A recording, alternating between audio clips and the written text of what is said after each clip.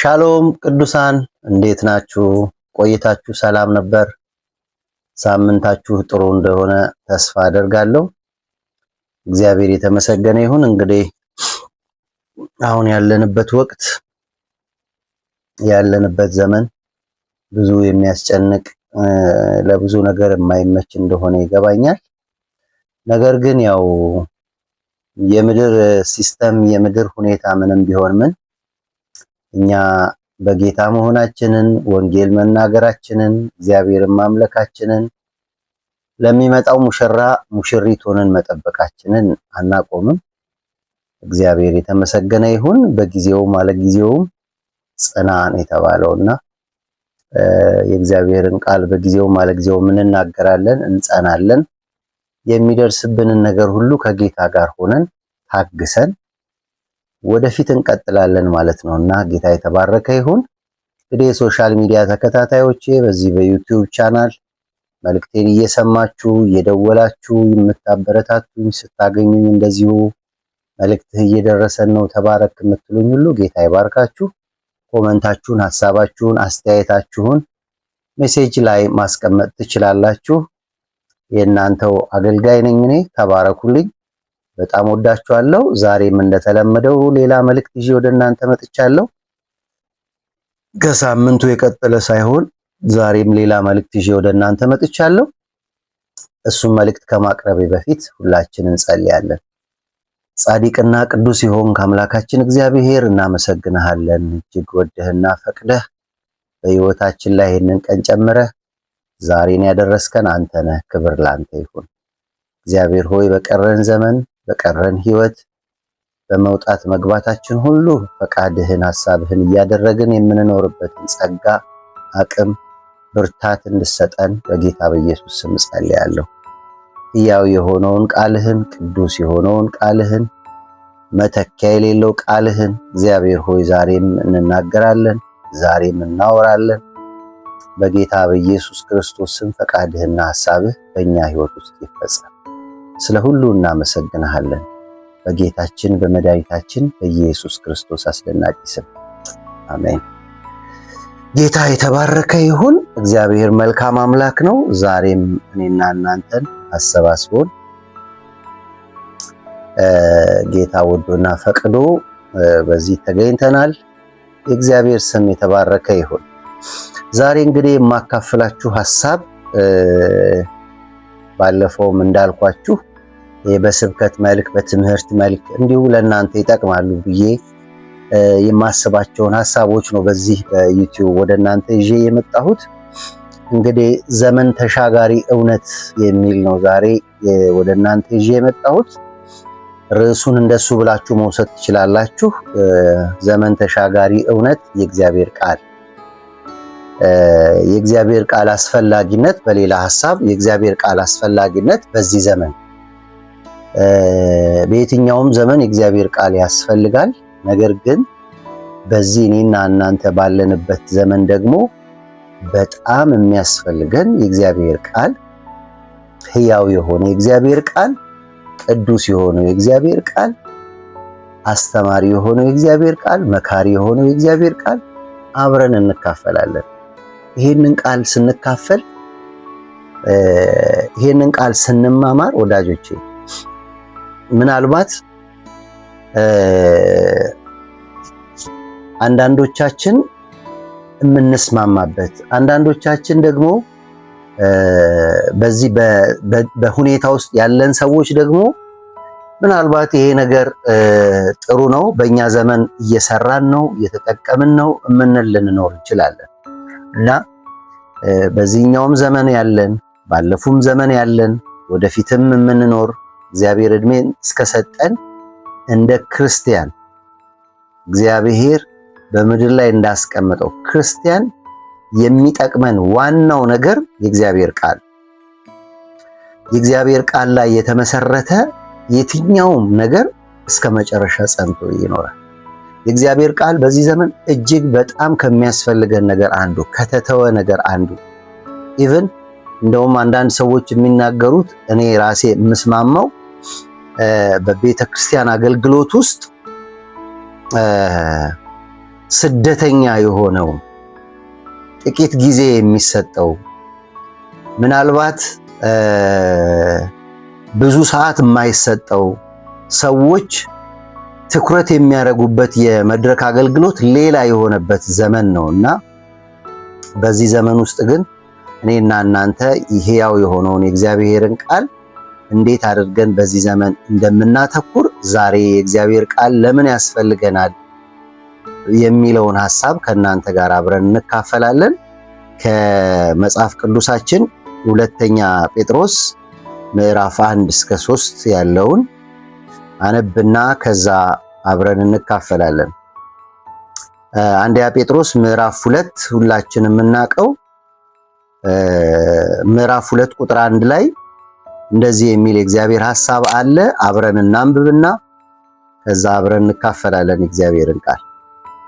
እንደዚህ ይላል፣ እንግዲህ ክፋትን ሁሉ፣ ተንኮልን ሁሉ፣ ግብዝነት፣ ቅናት፣ ሐሜትን ሁሉ አስወግዳችሁ ጌታ ቸር መሆኑን ቀምሳችሁ እንደሆነ ለመዳን በእርሱ እንድታደርጉ አሁን እንደተወለደ ሕፃን ተንኮል የሌለበትን የቃሉን ወተት ተመኙ ይላል። እዛው ምዕራፍ 1 ላይ እዛው ምዕራፍ 1 ቁጥር 23 ላይ ምን ይላል?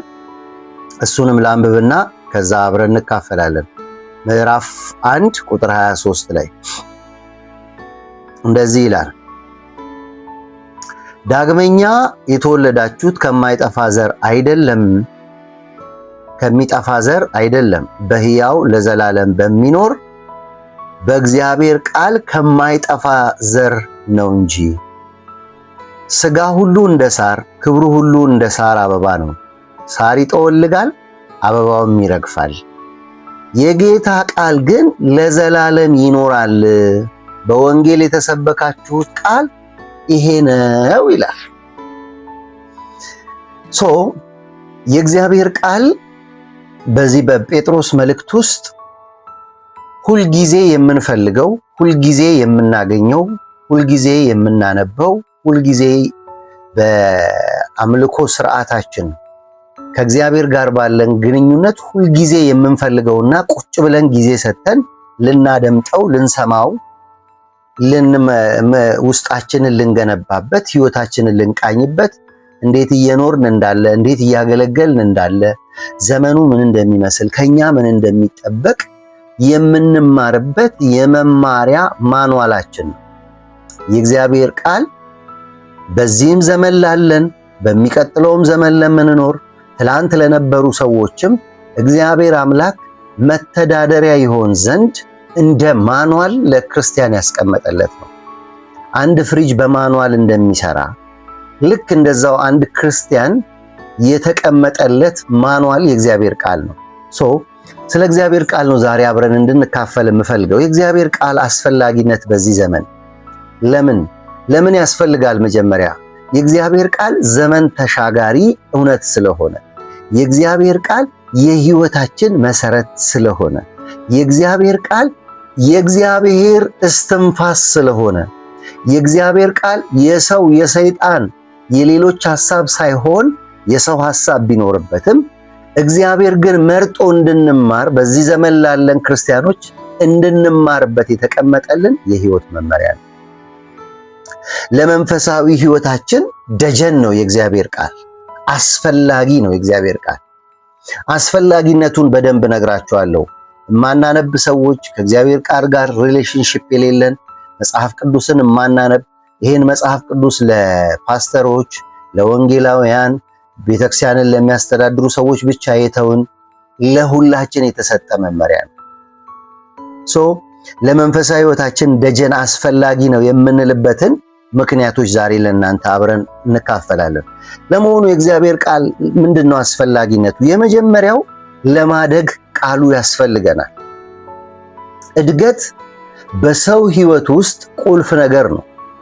እኔ የዛሬ 40 ምናምን ዓመት ብትመጡ በጣም ትንሽ ልጅ ነኝ።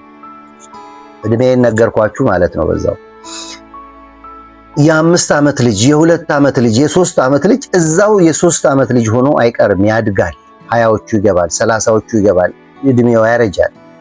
ስለዚህ እድገት ፊዚካል እድገት ሰው የሚበላ ከሆነ ያድጋል። ለማደግ ቃሉ ያስፈልገናል። ኃይልና አቅም እናገኝበታለን። የእግዚአብሔርን ቃል ስናነብ፣ የእግዚአብሔርን ቃል ስናጠና፣ የእግዚአብሔርን ቃል ስንመገብ ኃይለኞች እንሆናለን። በውስጥ ሰውነታችን እንጠነክራለን። ችግሮችን ሁሉ ለመቋቋም ይጠቅመናል። የሚመጣውን ነገር የምንጋፈጠው የእግዚአብሔር ቃል በሙላት በውስጣችን ሲኖር፣ ስደትን ተቋቁሞ መቆምና መጽናት የሚቻለው ቃሉ በውስጡ በሙላት ያለ ሰው። አንድ ሰው የእግዚአብሔር ቃል በውስጡ ካለ ስህተት የሆነ ነገር ሲሰማ፣ ስህተት የሆነ አስተምህሮ ሲሰማ ያንን የስህተት አስተምህሮ የሚቃኘው በእግዚአብሔር ቃል ነው። ብዙ የስህተት ትምህርት ባለበት በዚህ ዘመን የእግዚአብሔር ቃል የሌለው በሁሉም ስህተት ይሄዳል ማለት ነው። ስደት ይነሳል።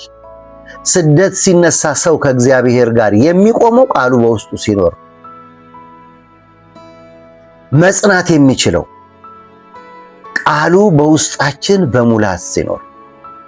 ሰዎች ለምን የሚወሰዱ ይመስላችኋል? በሚመጣ ነገር ሁሉ የሚወሰዱት ለምን ይመስላችኋል? የእግዚአብሔር ቃል በሙላት በውስጣቸው ስለሌለ ያታሏቸዋል። እውነትን መስለው ሰንጥቀው በውስጡ ግን ክፉ ነገር ለውሰው ያጎርሱናል። አያችሁ፣ መነጽር ያስፈልገናል። የቃሉ ኃይል ያስፈልገናል። ጥቅስ ለመጥቀስ ሰይጣንም ይጠቅሳል። ጌታ ኢየሱስ ክርስቶስ ስደት በተነሳበት ጊዜ፣ ተቃውሞ በተነሳበት ጊዜ፣ የስህተት ጥቅስ በመጣበት ጊዜ ቃል በቃል ነው ይመለስልን። ታውቃላችሁ። ስለዚህ የእግዚአብሔር ቃል ለማደግ ያስፈልገናል የምንለው ኃይልን ስለሚሰጠን፣ ችግሮችን ለመቋቋም ስለሚያደርገን፣ ስህተትንና ስደትን ለመቋቋም ስለሚያደርገን፣ ወደ ክርስቶስ ላይ በማደግ ያለ የክርስትና ሕይወት በትክክለኛው የሚያድገው የእግዚአብሔር ቃል ሲኖር ነው። ለምን መሰላችሁ? ወደ ክርስቶስ በሚደረግ እድገት ውስጥ ወደ ላይ ብቻ ሳይሆን ስር መስደድ የሚባል ነገር አለ። ዛፍ ሲያድግ ወደ ላይ ብቻ አያድግ፣ ስር መስደድ አለበት። ስር ለመስደድ ደግሞ የሚያስፈልገው የእግዚአብሔር ቃል። የእግዚአብሔርን ቃል ስናጠና፣ የእግዚአብሔርን ቃል ለሕይወታችን ስናደርግ፣ የሕይወታችን መመሪያ ስናደርግ ስር እየሰደድን እንመጣለን። ሃሌሉያ! ስደት ሲነሳ ጸንቶ የሚቆመው በቃሉ የተሞላ ሰው ብቻ ነው። መከራ ሲመጣ፣ ፈተና ሲመጣ፣ ችግር ሲመጣ፣ ሐዘን ሲመጣ፣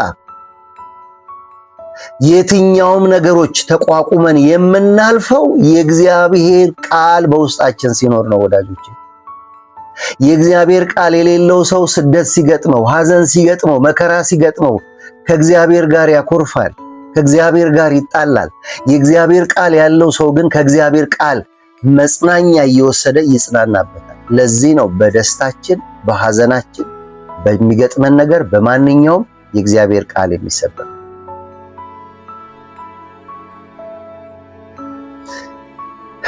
ስደት ሲነሳ ጸንቶ የሚቆመው በቃሉ የተሞላ ሰው ነው። ሰይጣን የሚያሸንፈው፣ ሰይጣንን የምናሸንፈው በመራገም ብቻ ሳይሆን ቃሉን በመናገር ነው። ጌታ ኢየሱስ ክርስቶስ ሊፈተን ወደ ምድረ በዳ ሄዶ ከመጣ በኋላ ሲፈትነው፣ ዲያብሎስ ሲፈትነው መልስ የሰጠው ከቃሉ ነው። አልገሰጸም። ሂድ አንተ ክፉ ብሎ ተቃውሞ አላቀረበም። በቃል ግን ተቃወመ። አያችሁ፣ መቃወም፣ በኢየሱስ ስም እንቃወማለን፣ የክፉን ሥራ ሁሉ እናፈርሳለን አውቃለሁ። ነገር ግን ትልቁ ለሰይጣን ራስ ምታት የሚሆነው በቃሉ ስናነሳ፣ የእግዚአብሔር ቃል ሰይፍ ነው። ድል አድራጊ የበላይ የሚኮነው ቃሉ በእጃችን ሲኖር ነው። አንድ ሰው በእጁ የእግዚአብሔር ቃል ካለ ድል ያደርጋል። ሰይጣንን ድል አደረገው። የእግዚአብሔር ቃል በውስጡ ስላለ ድል አደረጉ ብዙ ክርስቲያኖች። ስለዚህ የድል አድራጊነት የበላይ መሆን የሚቻለው በቃሉ ነው። የእግዚአብሔር ቃል የሌለው ሰው የበላይ መሆን አይችልም። የእግዚአብሔር ቃል የሌለው ሰው ድል አድራጊ መሆን አይችልም። ያደገ ይገሰግሳል፣ ያደገ ፍሬያማ ይሆናል፣ ያደገ የእግዚአብሔርን ቃል የሚያጠና ያደገ ይጠነክራል፣ ውጤታማ ይሆናል። ወዳጆቼ የእግዚአብሔር ቃል አስፈላጊነት በዚህ ዘመን የሚያስፈልገን ለምንድን ነው? ለማደግ ነው። የመጀመሪያው ሐሳብ እሱ ነው። ወዳጆቼ ምን ያህል የእግዚአብሔርን ቃል እንመኛለን። አንድ ወንድም አለ ቲክቶክ ላይ የቃሉን ወተት ተመኙ እያለ ሁልጊዜ ጥቅስ ለኛ የሚያቀርብልን ብዙ እህቶችና ወንድሞች አሉ። አትሊስት እሱን በመስማት የእግዚአብሔር ቃል አስፈላጊነቱ ለእድገት ቁልፍ ስለሆነ ነው። ክርስትናችን ቀጭጮ እንዳይቀር፣ የጀመርነው የክርስትና ሕይወት መንገድ ላይ እንዳይቀር የሚያስፈልገን ነገር ቃሉ የእግዚአብሔር ቃል በሙላት ይኖርባችሁ ስለሚል። ሌላው የእግዚአብሔር ቃል አስፈላጊነት በዚህ ዘመን ይሄ እውነት ዘመን ተሻጋሪ የሆነው እውነት በዚህ ዘመን የሚያስፈልገን ሁለተኛው ፖይንት ጤናችንን ለመጠበቅ። ጤና ሲባል ፊዚካል ጤና አይደለም፣ መንፈሳዊ ጤንነት። አንድ ሰው በትክክለኛ በምድር ላይ ፋንክሽን ለማድረግ መንፈሳዊ ነገሩ ጤናማ መሆን አለበት። መንፈሳዊ ነገሩ አታክ የተደረገ ሰው ከራሱ ጋር፣ አብረው ከሚኖሩ ሰው ጋር፣ ከልጆቹ ጋር፣ ከአካባቢው ጋር ዲስኮኔክት የሆነ ህይወት ነው የሚኖረው። ጤናችንን ለመጠበቅ የጤና እድገት ከሌለ መቀጨጭ ነው የሚሆነው።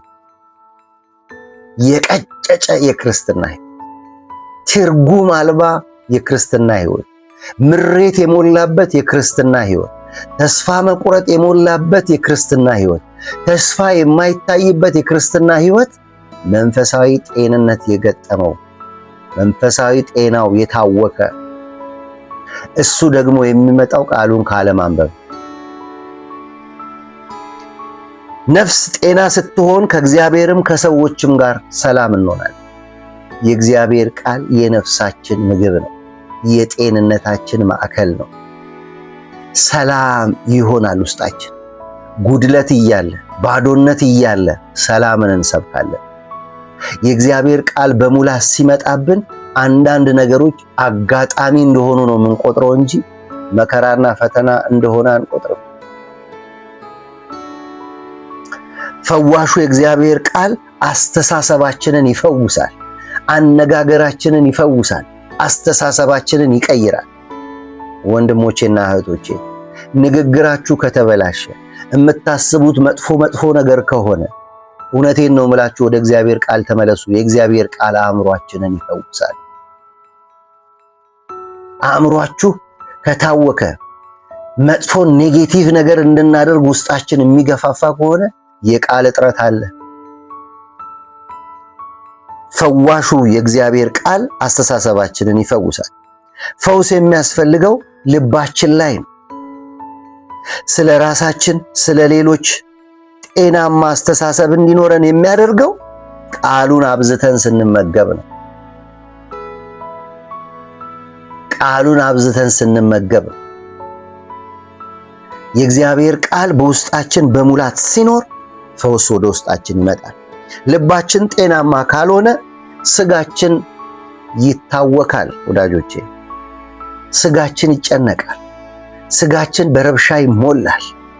የእግዚአብሔር ቃል ጤናችንን ስለምንጠብቅበት ወደ ቃሉ እንመለስ። እያነበብን ያለን ሰዎች እንበርታ፣ በጣም እናጥና፣ በየቀን ውላችን። እያነበብን ያልሆን ሰዎች ግን ወደ እግዚአብሔር ቃል እንመለስ። የእግዚአብሔር ቃል ያስፈልገናል። የሕይወታችን መመሪያ ነው። መንፈሳዊ ጤንነታችንን የምንጠብቅበት የጤና ማዕከላችን ነው። ልክ የስጋችን ጤና ሲታወክ ወደ ሐኪም ቤት እንደምንሄድ ሁሉ የመንፈሳዊ ጤና ሲገጥመን ሪፈር የምንደረገው ወደዚህ ወደ እግዚአብሔር ቃል፣ ሕያው ወደ ሆነው ወደ እግዚአብሔር ቃል፣ ፈውስ ወዳለበት ወደ እግዚአብሔር ቃል፣ ማንነትን አስተሳሰብን ወደሚቀይረው ወደ እግዚአብሔር ቃል፣ ድንጋዩን ልብ ወደ ስጋ ልብ የሚቀይረው ይሄ እግዚአብሔር ቃል፣ ጠንካራው ልብ ለስላሳ የሚሆነው በእግዚአብሔር ቃል፣ ወደ ትሑቱ ልቡ ወደ ተሰበረ በቃሌ ወደሚንቀጠቀጥ ሰው እመለከታለሁ ይላል እግዚአብሔር ቃል። ኢሳይያስ መጽሐፍ ላይ ደን ስናነብ ጤናን የማጓደል የነፍሳችንን የስጋችንን የመንፈሳችንን ጤና ስለማጓደል ወይም የጎደለ ነገር ካለ ማሰብ ያለብን ከእግዚአብሔር ቃል ጋር ያለ ከፍተን ስናነብ ፈውስ እናገኛለን። ተስፋ የቆረጠ ሰው ከፍቶ መጽሐፍ ቅዱስን ሲያነብ ተስፋዬ እግዚአብሔር ነው ብሎ ያስባል። በኑሮ በጉስቁልና በተለያየ መከራ የሚያልፍ ሰው አይዟችሁ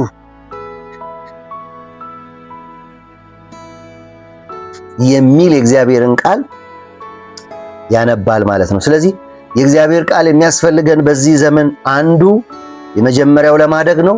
ሁለተኛ ጤናን ለመጠበቅ ነው። መንፈሳዊ ጤናን ለመጠበቅ ጤናው የተረበሸ ሰው፣ መንፈሳዊ ሁካታ፣ መንፈሳዊ ህመም የገጠመው ሰው ስጋው ይታወካል። ከሰዎች ጋር በሰላም አይኖርም። ማገልገል አይችልም። ወጥቶ በሰላም መግባት አይችልም። ይነጫነጫል፣ ያጉረመርማል፣ ተስፋ ይቆርጣል፣ በሐዘን ይሞላል፣ ብቸኛ ይሆናል፣ ገለልተኛ ይሆናል፣ የሚያደርገውን አያውቅም። መጨረሻ ተስፋ በመቁረጥ ህይወቱ ይሞላል። የእግዚአብሔርን ቃል ስናነብ ግን ከነዚህ ነገሮች ነፃ እንሆናለን። የታመማችሁ ሰዎች፣ የደከማችሁ ሰዎች፣ የሥጋ ህመም ሳይሆን መንፈሳዊ ህመም የገጠማችሁ ሰዎች እኔ ምስራች አለኝ። ወደ ቃሉ እንመለስ። ቃሉ ፈውስ ነው። ቃሉ በረከት ነው። ቃሉ የህይወታችን ፈዋሽ ነው። አእምሯችንን፣ ልባችንን ተረጋግተን እንድንኖር ያደርጋል። የእግዚአብሔር ቃል ያስፈልገናል። ሌላው የእግዚአብሔር ቃል ዘመን ተሻጋሪ እውነት የሆነው የእግዚአብሔር ቃል ለምን ያስፈልገናል? መሪ ብርሃን ስለሆነ። የእግዚአብሔር ቃል መሪ ብርሃናችን ነው። ቃሉ ብርሃናችን፣ መሪያችን ነው። መዝሙር 105 ላይ ሄደን ስናነብ ሕግህ ለእግሬ መብራት ለመንገዴም ብርሃን ነው ይላል። ምን ማለት ነው? የእግዚአብሔር ቃል በውስጡ የሌለ ሰው በጨለማ የሚመላለስ ሰው ነው ማለት ነው። የእግዚአብሔር ቃል በሙላት በውስጡ የሌለ ሰው በጨለማ የሚመላለስ ሰው ማለት ነው። እኔና እናንተን የሚያስፈልገን ይሄ ብርሃን የሆነው የእግዚአብሔር ቃል ወደ ህይወታችን ሊገባ ይገባል። ልናነብ ይገባል። ጊዜ ልንሰጠው ይገባል። መሪ ብርሃን ነው ስላችሁ ነፍሳችንን ለነፍሳችን ምሪት ይሰጠናል እያሉ አንድ ክርስቲያን የሚሄድበትን መንገድ የሚያውቀው፣ ሲያገለግል ማገልገል ያለበት እንዴት እንደሆነ የሚያውቀው፣ ሲቀደስ እንዴት መቀደስ እንዳለበት፣ ማንኛውንም ምድራዊ ነገር ሲያደርግ እንዴት ማድረግ እንዳለበት የሚያውቀው ቃሉ በውስጡ ሲኖር ነው። ቃሉ ይመራል፣ መሪያችን ነው። አንድ ተሽከርካሪ መሪ ከሌለው፣ መሪውን ሹፌሩ ይዞ የማይመራ ከሆነ ወደ ተፈለገበት አቅጣጫ አይሄድም። መርከብ መልህቅ የሌለው መርከብ፣ ሹፌር የሌለው፣ ካፕቴን የሌለው መርከብ ንፋሱ ወዲና ወዲያ እንደሚያደርገው ሁሉ መጽሐፍ ቅዱስን የማያነብ ክርስቲያን የሚመጣ ነገር ሁሉ እንደሱ እያደረገው ነው የሚሆነው። የእግዚአብሔር ቃል በውስጡ ያለው ሰው ግን መሪ እንዳለው ተሽከርካሪ በመንፈስ ቅዱስ ቁጥጥር ስር ወድቆ መንፈስ ቅዱስ ይመራዋል። ለነፍሳችን ምሪት ይሰጠናል። ለዚህ ነው መሪ ብርሃን ያልኳችሁ። የእግዚአብሔርን ፈቃድ ለማወቅ ይረዳናል። የእግዚአብሔር ቃል ፈቃድ ምንድን ነው? ዛሬ በጣም ማዝነው ብዙዎቻችን የተያዝነው በሰው ወግ ነው። በሰው ወግ የሚመሩ ሰዎች ከዛ ወግ ፍንክች ማለት አይፈልጉም። የእግዚአብሔርን ቃል እንኳን ስትጠቅሱላቸው ወደዛ መጎተት ነው የሚፈልጉት። የሰው ወግና ስርዓቶች አሉ፣ ይጠቅማሉ፣ ግን ከቃሉ አይበልጡም። የእግዚአብሔር ቃል ፈቃዱን ለማወቅ ይረዳናል። ለዚህ ነው መሪ ብርሃን የምላችሁ። ከቃሉ ውጭ ያለን ነገር ሁሉ ጨለማ እንደሆነ ማሰብ አለን። ከእግዚአብሔር ቃል ውጪ ያለ ነገር በሙሉ ጨለማ። ከእግዚአብሔር ፈቃድ ውጪ ያለ ነገር ሁሉ ጨለማ ነው። የጨለማው አስተሳሰብ ነው። ለአእምሮ ብስለት ይጠቅመናል፣ ብቃት ይሰጠናል። መሪ ብርሃናችን ነው ስንል የእግዚአብሔር ቃል ለአእምሮአችን ብስለት ይጠቅመናል። በሰለ፣ አደገ፣ ጎለበተ፣ ጠነከረ፣ ማገናዘብ ጀመረ፣ ጠቢብ ሆነ፣ አስተዋይ ሆነ። እነዚህ ነገሮች ዝም ብለው አይመጡም። ቃሉን በማጥናት ውስጥ የሚገኙ በረከቶች ናቸው። ሰው ስለ ሳይንስ አውቆ ስለ ሳይንስ አጥንቶ የሆነ መረዳት ውስጥ የሚገባ ከሆነ የእግዚአብሔርን ቃል አንብቦ እንዴት ሌላ መረዳት ውስጥ ይገባል? ወደ እግዚአብሔር ይጠጋል። ቃሉ በውስጣችን ሲሞላ ክፉን ከበጎ ለይተን እናውቃል። ምንድነው መጥፎ ነገር? ምንድነው ክፉ ነገር? የእግዚአብሔር ቃል አብጠርጥሮ ለይቶ ያስቀምጣል፣ እንድናውቅ ይረዳል። ወንድምን መጥላት ነፍሰ ገዳይነት ነው ይላል መጽሐፍ ቅዱስ። ምን ማለት ነው? ዛሬ ስንቶቻችን ነው ወንድሞቻችንን ጠልተን የምንኖረው? እህቶቻችንን ጠልተን፣ ቤተሰቦቻችንን ጠልተን የምንኖር ስንቶች ነን? አያችሁ፣ ክፉን ከመልካሙ እንድንለይ የሚያደርገን የእግዚአብሔር ቃል ነው። እንደውም ነፍሰ ገዳይ ነው ይላል።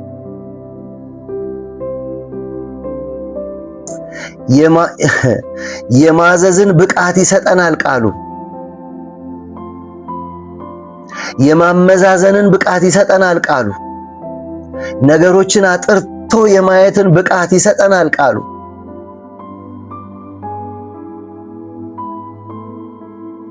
ቃሉ መሪ ነው ስንል፣ የሕይወታችን መሪ ነው ስንል ነገሮችን እንዴት ማመዛዘን እንዳለብን፣ እንዴት መታዘዝ እንዳለብን ቃሉን በብቃት እንድንወጣ ቃሉን በትዕግስትና በጽናት እንድናደርግ ጉልበት የምናገኘው ቃሉን ስናነብ ነው። ካላነበብን መታዘዝ አንችልም። ካላነበብን አቅም ማደራጀት አንችልም። አቅም ከሌለን ደግሞ የሚመጣው ነገር ሁሉ ይዞን ይሄዳል። ስለዚህ የእግዚአብሔር ቃል መሪ ብርሃናችን ነው። ከተሳሳተ ውሳኔ ይጠብቀናል። የእግዚአብሔር ቃል መሪ ብርሃናችን ነው ስንል ከተሳሳቱ ውሳኔዎች ይጠብቀናል። ዛሬ ብዙ ሰዎች ብዙ የተሳሳተ ውሳኔ ይወስናሉ። እግዚአብሔር ረስቶኛል ይላሉ። እግዚአብሔር ይረሳል? ቃል እኮ ገብቷል በቃሉ እኔ እስከ ዓለም ፍጻሜ ከእናንተ ጋር እሆናለሁ ብሎ። የእግዚአብሔር ቃል አይዋሽም፣ ዘመን ተሻጋሪ እውነት ነው። እኛንን ከእግዚአብሔር የራቅ ነው ወይም ጸንተን መቆም ስላልቻልን ነው። ወይም ደግሞ የምናነበው እነዚህ ብላክ ጥቅስ የሚባሉ አሉ፣ በረከት የያዙ ነገር ግን ደግሞ ትእዛዝ የያዙ ደግሞ አሉ። ትእዛዝ የያዙትን አናነብ። ብዙ ጊዜ በረከቱን እናነብና የታለ ይሄ በረከት እንላለን። ግን መታዘዝ የማንፈልጋቸው ጉዳዮች ደግሞ እንዳሉ ያው የአደባባይ ሚስጥር ነው እናንተ የምታውቁት። ቃሉ ከተሳሳተ ውሳኔ ሕይወታችንን ይጠብቃል። ስለዚህ መሪ ብርሃን ነው። ሶስት ነገር አንስቼላችኋለሁ። ቃሉ ለምን ያስፈልገናል? በዚህ ዘመን ለማደግ ያስፈልገናል። ቃሉ ለምን ያስፈልገናል? ሁለተኛ ጤናችንን ለመጠበቅ ያስፈልጋል። መንፈሳዊ ጤንነትን ለመጠበቅ ቃሉ ለምን ያስፈልገናል? መሪ ብርሃን ስለሆነ የእግዚአብሔር ቃል ያስፈልገናል። ቃሉ ለምን ያስፈልገናል?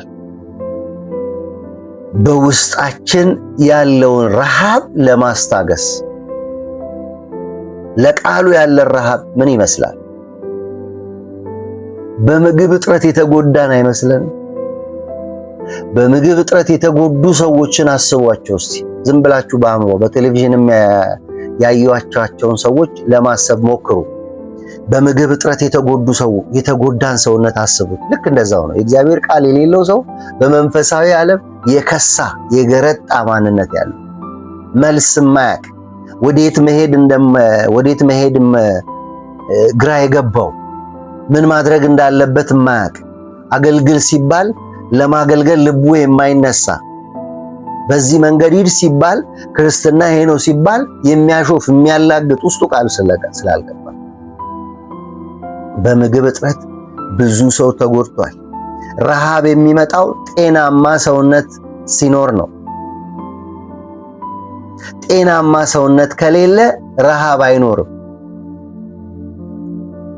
ረሃብ የሚመጣው ጤናማ ሰውነት ሲኖር፣ የማንመገበው የቃሉ ፍላጎት ከውስጣችን ስለመነመነ ስለጠፋ በእውነት የእግዚአብሔርን ቃል ለመፈለግ ረሃብ በውስጣችን ጠፍቷል። አሁን ዛሬ ሰው የሚራበው ምንድን ነው? ስለ ኑሮ እንዲቀየር ይራባል። ነገሩ እንዲቀየር ይራባል። ጥሩ ነው፣ እነዚህ ረሃቦች ጥሩ ናቸው። ነገር ግን የእግዚአብሔርን ቃል ለመሞላት የሚራብ ማን ነው በዚህ ዘመን? የተጎዳ ክርስትና የበዛው ከምግብ እጥረት የተነሳ ነው። እልፍ የማይል የክርስትና ሕይወት የበዛው ከምግብ እጥረት ነው።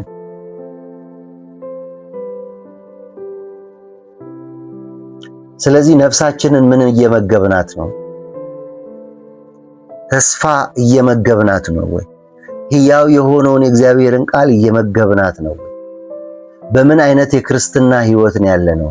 ይህንን ቃል እኛ ሰባኪዎች፣ ቄሶች፣ ፓስተሮች ብቻ ነው ወይ የምንናገረው? ለምንድን ነው ክርስቲያኖች ቁጭ ብለን የማናነበው? አልተወሰደብንም ወይ? ለብዙ ነገር ጊዜ አለን። የእግዚአብሔርን ቃል ለማጥናት ጊዜ አለን ወይ? የሕይወት እንጀራ የሆነውን የሕይወት መመሪያ የሆነውን የእግዚአብሔር ቃል ረሃብ በውስጣችን አለ ወይ? ምን ይመስላል ረሃባችን? ፍላጎት አለን ወይ? ከዚህ ቃል ለማወቅ ይሄን ቃል ለመረዳት ፍላጎት አለን ወይ? ይሄ ቃል ሸልፍ ማሞቂያ አይደለም። ይሄ ቃል ራስጌ የሚቀመጥ ቅዠት መከላከያ አይደለም። ይሄ የእግዚአብሔር ቃል የሚነበብ የሕይወት መመሪያ ነው። የምናድግበት መመሪያችን ነው። ጤናችንን፣ መንፈሳዊ ጤናችንን የምንጠብቅበት የሕይወታችን ሆስፒታል ነው። የሆስፒታል ማዕከል ነው። ብዙ ዶክተሮች አሉ፣ ብዙ ነርሶች አሉ። ፈዋሽ ቃል አለ። ኃይል ይሞላናል። ተጣጥፈን አልጋ ላይ እንዳንቀመጥ ያደርገናል። መሪያችን ነው ይሄ ቃል። ይመራናል። ሕይወታችንን ይመራል። ቢዝነሳችንን ይመራል። መውጣት መግባታችንን ይመራል። አገልግሎታችንን ይመራል። መርቶ የእግዚአብሔር መንግሥት ጋር ያደርሰናል።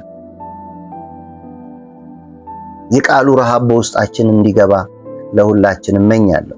የእግዚአብሔር ቃል ያስፈልገናል። ይሄንን ቃል እንዴት እንመገብ? መጀመሪያ የአመጋገብ ተግዳሮቶችን ላንሳ። ይሄንን ቃል እንዳንመገብ፣ ይሄንን ቃል የእግዚአብሔርን ቃል በዚህ ዘመን እንዳናነብ ያደረጉን ተግዳሮቶች ምንድን ናቸው? የመጀመሪያው በስራ መባከን።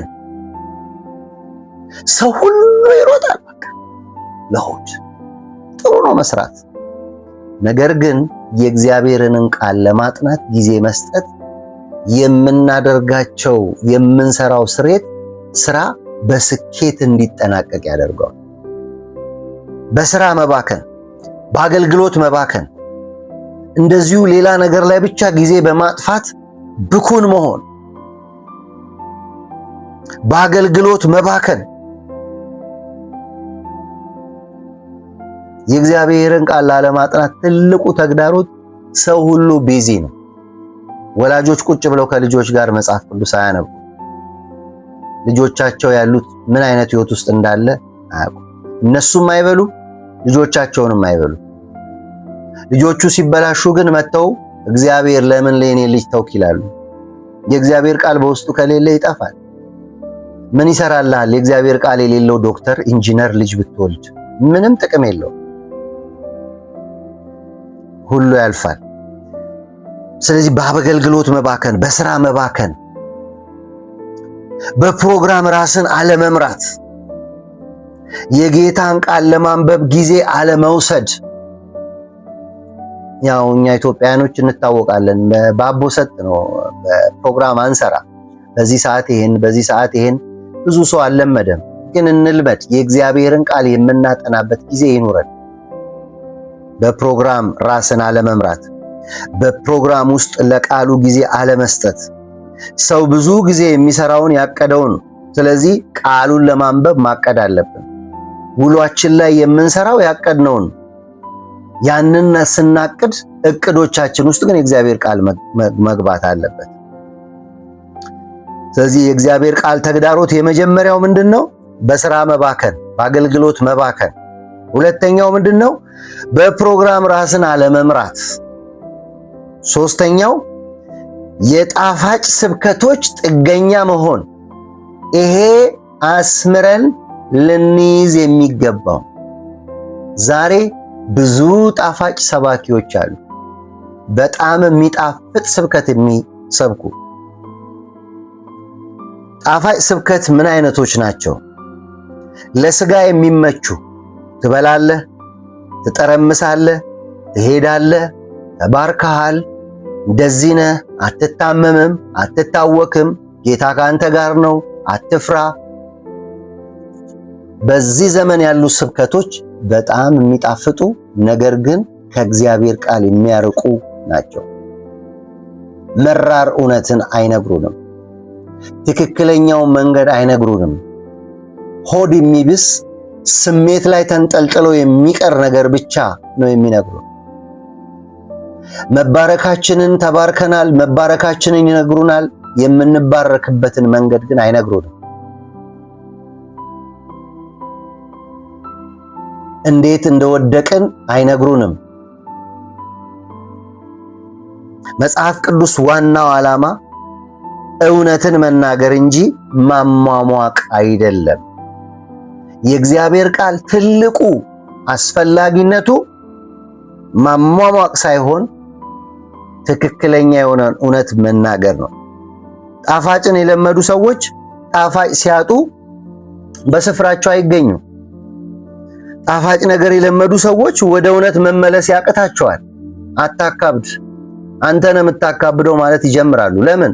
የለመዱት ጣፋጭ ትምህርት ነው። ቀለል አድርገው ዘና በል፣ ዘመኑ እሱ እንደዚህ ነው፣ እሱ የጳውሎስ ዘመን ነው፣ እሱ እንደዛ ነው።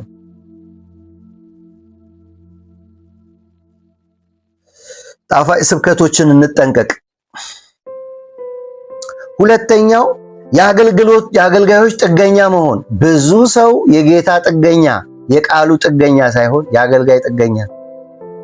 ያ እሱ አገልጋይ ብሎ እኔ ያው አገልጋይ ብል ነው የሚሻለው። ሌሎች ጸጋ ስጦታዎች ውስጥ አልገባም። አስተማሪዎች አሉ፣ ነቢያቶች አሉ፣ በጣም ፌመስ የሆኑ ብዙ ተከታይ ያላቸው። ጥሩ ነው፣ ሰው ይከተላቸው፣ ይውደዳቸው። እሱን ለማለት ፈልጌ አይደለም። ግን የነሱ ጥገኛ መልእክታቸውን እንሰማለን፣ የነሱ ጥገኛ ግን አይደለንም። ተጠሪነታችን ለነሱ አይደለም። የብዙ አገልጋዮች ጥገኛ መሆን የቃሉ አመጋገብ ትልቁ እንቅፋት ነው። ወደ መጽሐፍ ቅዱስ እውነት እንዲመለሱ፣ ወደ መጽሐፍ ቅዱስ እውነት እንድንመለስ አያደርጉንም። የእግዚአብሔር ቃል የእግዚአብሔርን መደበኛ መናገሪያ መንገድ መጽሐፍ ቅዱስ ነው ወዳጆቼ። እኛ አገልጋዮች ከኪሳችን፣ ከቤታችን፣ ከጓዳችን አንድ የተሰበረች ነገር ማምጣት አንችልም። ብንሰብክ ይሄን ወንጌል ነው የምንሰብከው። ትንቢት ብንናገር ከጌታ ሰምተን ነው የምንናገር። ማን ነው ከኪሱ አውጥቶ የሚያጽናና? የሚያጽናና ቃል ያለው እግዚአብሔር ነው። ማን ነው ከኪሱ አውጥቶ እጅ ጭኖ የሚፈውስ? የፈውስ ጸጋ በእጁ ላይ ሲቀመጥ ነው፣ ተሰጥቶት ነው፣ ተሰጥቶን ነው። ለምንድነው የአገልጋዮች ጥገኛ የሆነው? የጣፋጭ ስብከት ጥገኛ የሆኑ ሰዎች፣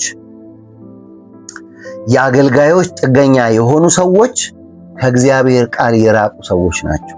አገልጋይ መውደድ ሌላ ነው፣ ጥገኛ መሆን ግን ሌላ ነው። ጥገኛ ከሆንክ አማራጭ የለህም። እሱ የሚለውን ታደርጋለህ። አይተናል። እዚሁ አፍሪካ ሀገር ላይ ውጡና ሳር ብሉ ሲላቸው እንደ ከብት ሳር የበላ ህዝብ አለ፣ ሶፍት የበላ ህዝብ አለ።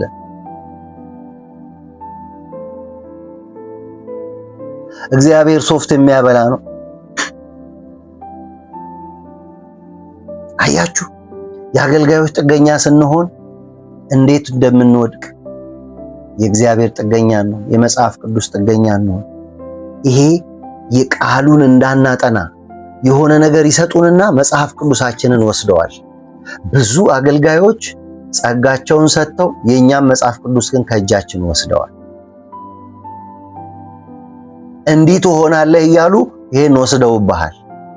በመጣህ ቁጥር ሁሉ የሚነግሩህ ነገር አለ። እንዲህ ነህ አንተ፣ እንዲህ ነህ አንተ፣ እንዲህ ነህ አንተ።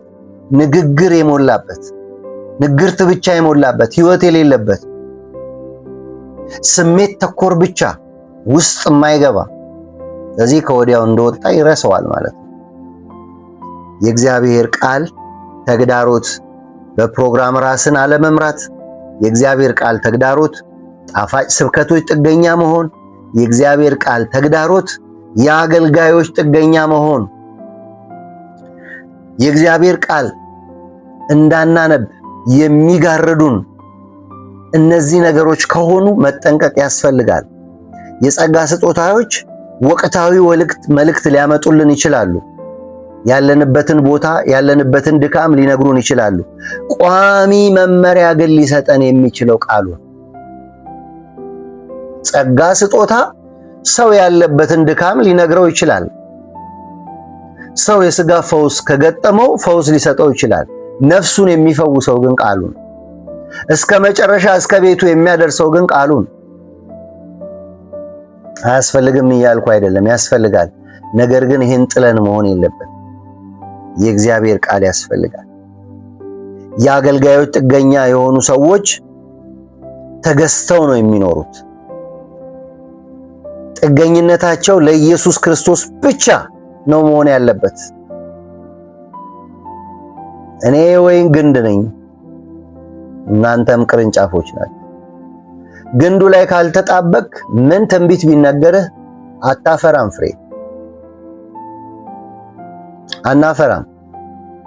የሕይወት ምንጭ በሆነው በኢየሱስ ክርስቶስ ካልተጠበቅን ጉዳት ይገጥመናል፣ ስብራት ይገጥመናል።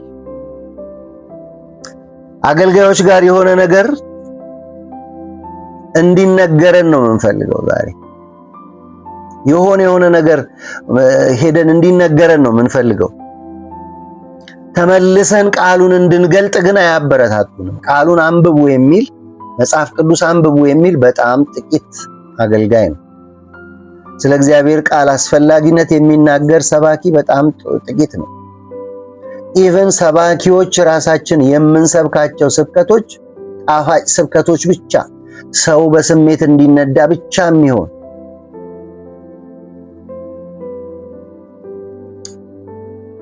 የሚዲያ አጠቃቀም አለማወቅ፣ ይሄ ትልቁ ተግዳሮት ነው።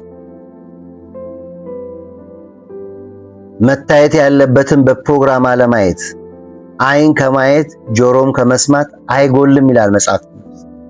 ስለዚህ የእግዚአብሔር ቃል ተግዳሮቶች በጥቂቱ እነዚህ ናቸው። ተግዳሮቶቹን ካነሳን ይህን የእግዚአብሔርን ቃል እንዴት እንመገብ የሚለውን አንስቼ ለመጠቅለል እሞክራለሁ። ዛሬ የማበረታታችሁ ሁላችን ይህን መልእክት የምትሰሙን ወደ ቃሉ እንድንመለስ፣ የእግዚአብሔር ቃል በየቀኑ የምንበላው የዕለት እንጀራችንን የእግዚአብሔርን ቃል ስንመገብ እንዴት መመገብ አለብን ወይም የአመጋገብ አይነቶቹን እናነሳለን። እንግዲህ የመጀመሪያው ትልቁ ፖይንት የመጀመሪያው የአመጋገብ አይነት ዕለት በዕለት መሆን አለበት። ዕለት በዕለት የእግዚአብሔር ቃል በመዝሙር ምዕራፍ 1 ሁላችሁም የምታውቁትን የእግዚአብሔርን ቃል ልንገራችሁ። መቼም ይህንን ቃል የማያውቅ ጴንጤ ይኖራል ብዬ አላስብም። በአዲስ ኪዳንም በብሉይ ኪዳንም አድገንም እንደዚሁ በአዲስ ኪዳን ያለን ክርስቲያኖችም በቤተ ክርስቲያን ውስጥ የሚያድጉ ልጆችም አብዛኛውን የሚሸመድዱት የመጽሐፍ ቅዱስ ክፍል ነው። ምን ይላል? ምስጉን ነው በክፎች ምክር ያልሄደ፣ በኃጢአተኞች መንገድ ያልቆመ፣ በዋዘኞች ወንበር ያልተቀመጠ፣ ነገር ግን በደንብ ስሙኝ፣ በእግዚአብሔር ሕግ ደስ ይለዋል፣ ሕጉን በቀንና በሌሊት ያስባል። ምኑን? ሕጉን። ነገር ግን በእግዚአብሔር ሕግ ምን ይለዋል? ደስ ይለዋል። ደስ የሚለው ምን ሲሆን ነው? በቀንና በሌሊት ሲያስብ። ቀንና ሌሊት ካለ እንግዲህ ቀን አለ፣ ሌሊት አለ። በየቀኑ የሚለው ቅድም ያነሳውላችሁ ዕለት በዕለት የሚለው ያንን እያሰበ ያንን እያነበበ ሲኖር በእግዚአብሔር ደስ ይለዋል። ደስታ የሚመጣው በቃል ውስጥ ነው ማለት ነው። እርሱ በውሃ ፈሳሾች ዳር እንደተተከለች ፍሬዋን በየጊዜ እንደምትሰጥ ቅጠሏ እንደማይረግፍ ዛፍ ይሆናል። የሚሰራ ሁሉ ይከናወንለታል። ክፉዎች እንዲህ አይደሉም፣ ነገር ግን ንፋስ ጠርጎ እንደሚወስድ ትቢያ ናቸው። ስለዚህ ክፉዎች በፍርድ ኃጢአተኞችም በጻድቃን ማህበር ይቆማሉ። እግዚአብሔር የጻድቃንን መንገድ ያውቃልና የክፉዎችን መንገድ ትጠፋለች ይላል። ቁጥር 2 ላይ ያለውን ሐሳብ የእግዚአብሔርን ቃል ስንመገብ እንዴት እንመገብ? የመጀመሪያው ሐሳብ ዕለት ዕለት በቀንም በሌሊትም ያስበዋል፣ በእግዚአብሔርን ደስ ይለዋል። ፊታችሁን ጨምድዳችሁ አኩርፋችሁ አታንብቡ፣ በደስታ የእግዚአብሔር ቃል ምን ቢል ትክክል ነው። ዕለት በዕለት ማጥናት። እንደዚህ ስላችሁ በዚህ ብቻ እንለወጣለን ሳይሆን ጸሎት ሌላኛው ክንፍ ነው። 2 ክንፍ አለ ብዬ ከዚህ በፊት ተናግሬያለሁ። አንደኛው ክንፍ የእግዚአብሔር ቃል ነው፣ አንደኛው ክንፍ ጸሎት ነው። እሱን እንዳትረሱ። ስለ ጸሎትም ማስተምራቸዋል። ዕለት በዕለት መሆን አለበት። ማንበብ፣ ማሰላሰል፣ እኔ የት ነው ያለሁት? ተዛምዶ መስራት። ይሄን ያነበብኩት ቃል ይሄንን ሕዝብ እግዚአብሔር ያለበት ምክንያት ምንድን ነው?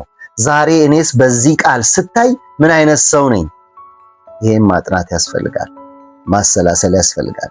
አይነት በአይነት እንዴት እናጥና? አይነት በአይነት መጽሐፍ ቅዱስ ውስጥ ያው እንደምታውቁት ብሉይ ኪዳን የታሪክ መጽሐፍ አለ፣ የትንቢት መጽሐፍ አለ፣ ኦሪት ሕግ አለ፣ ቅኔ አለ። በካታጎሪው እናጥና።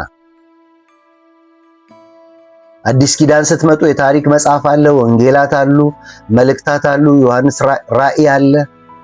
እነዚህን ስናጠና ታሪክን በታሪክ ውስጥ እናጥና፣ ትንቢትን በትንቢት ውስጥ እናጥና፣ በአውዱ እናጥና፣ በአይነቱ እናጥና። እዛም እዚህም እያረገጥን ምናምን ሳይሆን በአይነቱ ማጥናት ያስፈልጋል። ስለዚህ በየአይነቱ የምናጠና ከሆነ የእግዚአብሔር ቃል በዚህ ታሪክ ውስጥ ምንድነው? የእግዚአብሔር ሐሳብ በዚህ ታሪክ ውስጥ በዚህ የቅኔ መጽሐፍ ውስጥ የእግዚአብሔር ሐሳብ ምንድነው? የኦሪት መጽሐፍ ተብለው የተጠቀሱ 5 መጽሐፍቶች አሉ። የቅኔ መጽሐፍ ተብለው የተቀመጡ 5 መጽሐፍቶች አሉ። እነ ኢዮብ፣ እነ መዝሙረ ዳዊት፣ እነ ምሳሌ።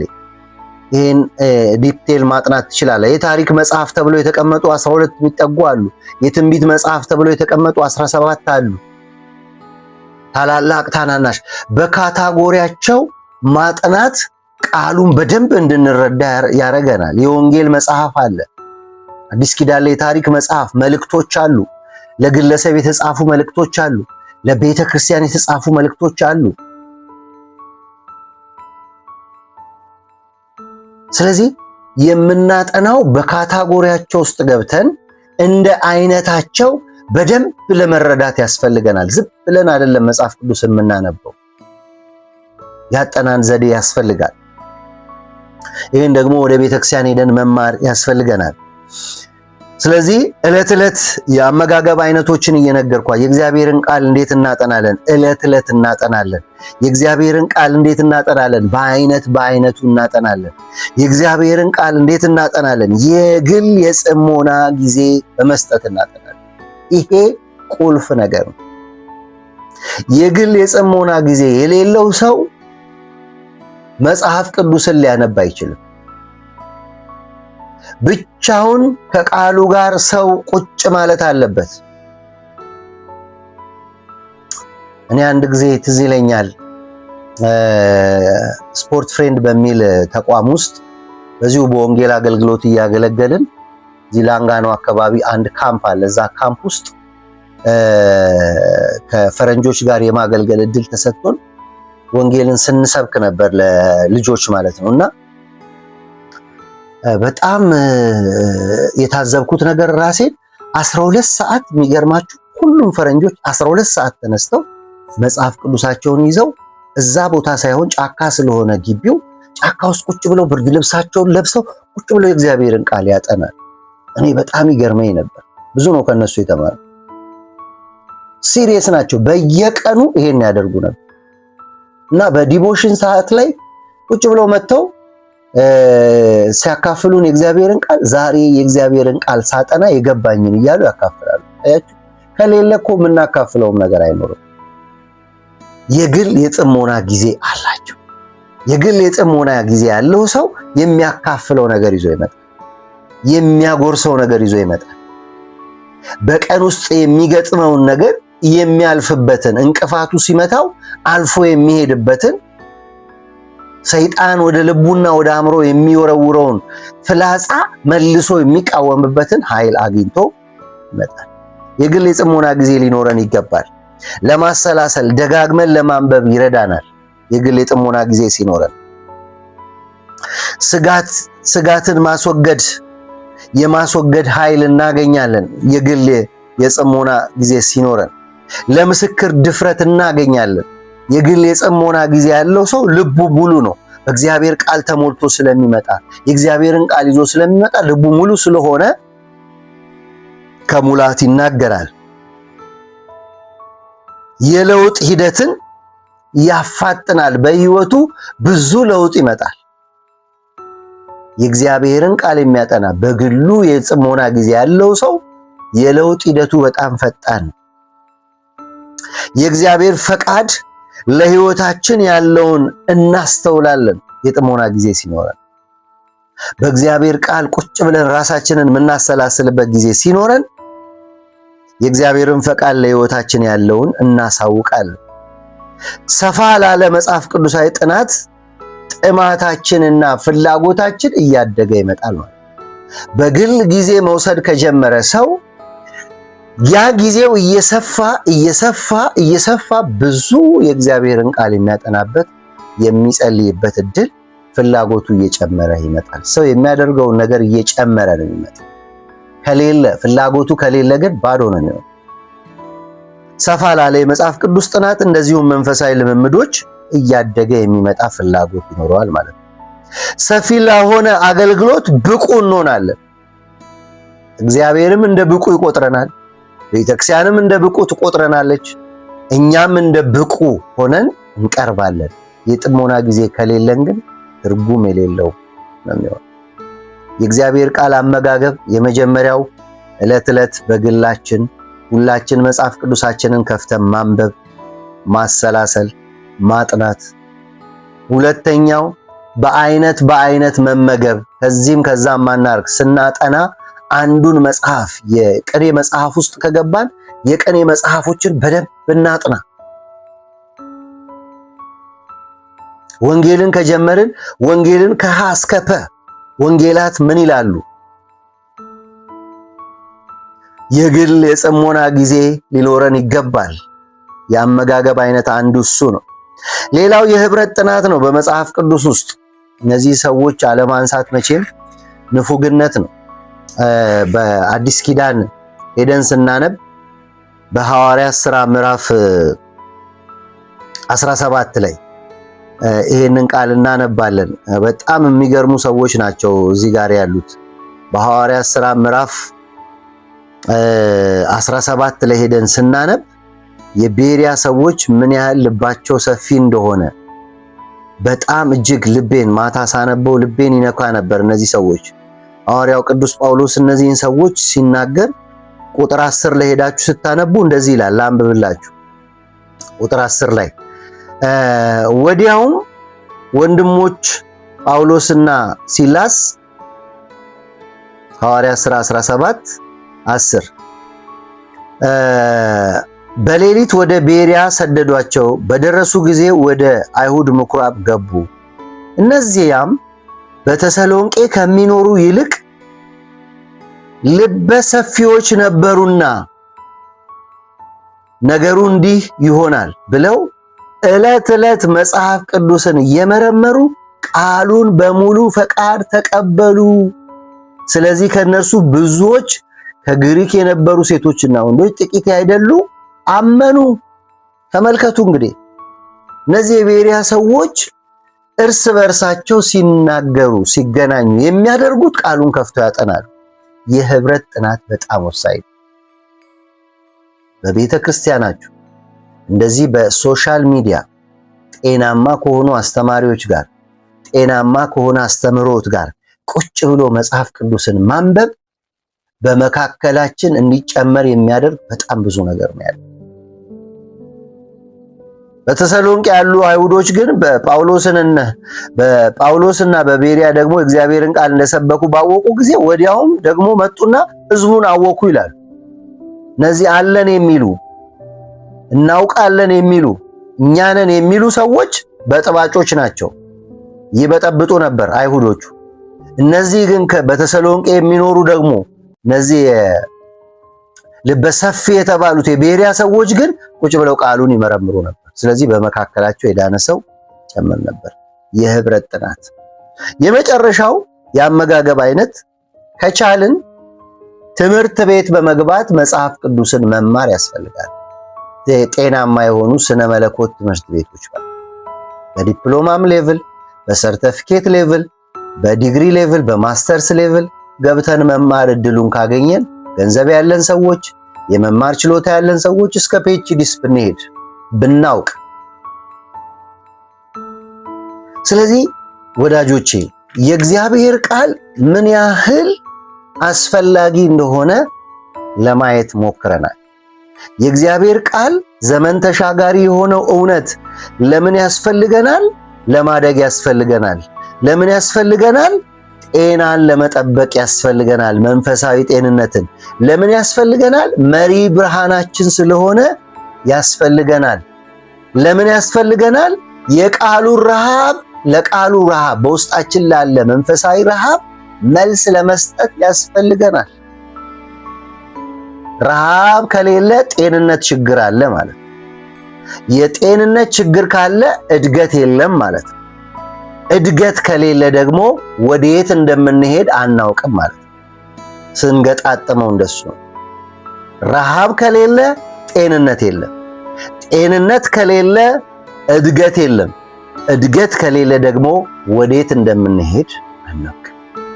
የእግዚአብሔርን ቃል እንመገብ። እንዴት እንመገባለን? ተግዳሮቶቹን ዞር በማድረግ። ተግዳሮቶቹ ምንድናቸው? በጣም ራስን በሆነ ነገር ቢዚ ማድረግ። ቢዚነት ክርስቲያኒቲ አይደለም።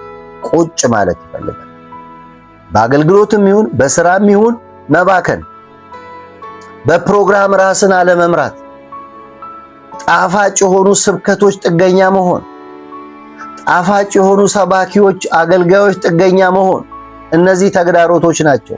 ወስደውብናል። እውነቴን ነው የምላችሁ። መጽሐፍ ቅዱስን ወስደውብን ሌላ ነገር ሰጥተውናል። አሁን ይባል አይባል አላቅም። እንደውም ከዚህ ከጥቁሩ መጽሐፍ ሳይሆን እንደወረደ ከላይ ነው ማመጣው ብሏል አሉ። ከላይ የሚመጣ ነገር የለም። ሁሉም መጥቶ አልቋል።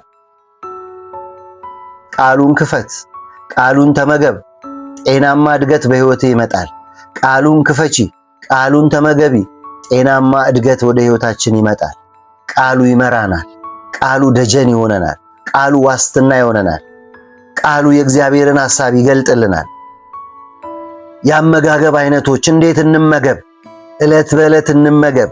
እንዴት እንመገብ? በአይነቱ እንመገብ። እንዴት እንመገብ? በግል ጊዜ እንስጥ። የጽሞና ጊዜ ይኑረን። እንዴት እንመገብ? ከቅዱሳን ጋር ቁጭ በማለት እንመገብ። እንዴት እንመገብ? ትምህርት ቤት ገብተን ስነ መለኮት በመማር እንመገብ። ከነዚህ ውስጥ በአንዱ እንኳን ብንሳተፍ፣ የግል የጽሞና ጊዜ ካለን፣ ዕለት ዕለት የእግዚአብሔርን ቃል የምናጠና ከሆነ፣ ከቅዱሳን ጋር ሄደን ኅብረት የምናደርግ ከሆነ፣ ከቻለን ደግሞ መጽሐፍ ቅዱስን የምናጠና ከሆነ በመጽሐፍ ቅዱስ ኮሌጅ ገብተን የእግዚአብሔርን ቃል አስፈላጊነት በደንብ ተረድተን በዘመኑ ከሚኖሩ ተጽዕኖ ውስጥ ከወደቁ ክርስቲያኖች የተሻልን ሆነን ወደ እግዚአብሔር ቃል እንመለስ። ቃሉን እንክፈት። በእንትና በኩል ብቻ አንስማው። እኛ ገልጠን እናንብብ። በወንድም መከሌ በኩል ብቻ በሚዲያ ባለን ሰዎች ብቻ ሳይሆን እኛ ከፍተን እናንብብ። ከኛ በኋላ እንክፈተው። ስብከት ከሰማን በኋላ ቃሉን ካልከፈትን ምንም ትርጉም የለውም። በሕይወታችን ጠብ የሚል ነገር አይኖርም። የሕይወት መመሪያ ነው፣ ዋስትና ነው፣ ደጀን ነው። የእግዚአብሔር ቃል ህልውናችን ነው። የእግዚአብሔር ቃል መመሪያችን ነው። የእግዚአብሔር ቃል ክርስትናን የምንመራበት ማኗል ነው። የእግዚአብሔር ቃል የእግዚአብሔር እስትንፋስ ያለበት ነው፣ የሚሰራ ነው። ስለዚህ ሁላችን ወደ ቃሉ እንድንመለስ ወንድማዊ ምክሬን ለመለገስ እወዳለሁ። እግዚአብሔር ዘመናችሁን ይባርክ። በጣም ወዳችኋለሁ። ሻሎም። ተባረኩልኝ።